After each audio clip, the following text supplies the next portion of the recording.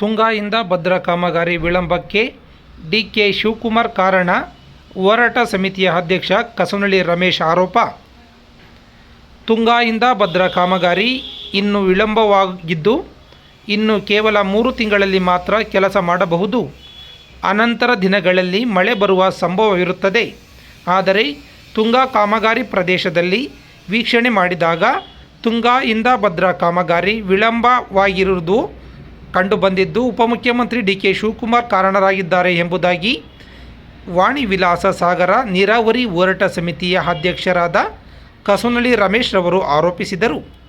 ಹಿರಿಯೂರು ನಗರದ ಪ್ರವಾಸಿ ಮಂದಿರದಲ್ಲಿ ನೀರಾವರಿ ಹೋರಾಟ ಸಮಿತಿಯ ನೇತೃತ್ವದಲ್ಲಿ ಕರೆಯಲಾಗಿದ್ದ ಸಭೆಯನ್ನು ಉದ್ದೇಶಿಸಿ ಅವರು ಮಾತನಾಡಿದರು.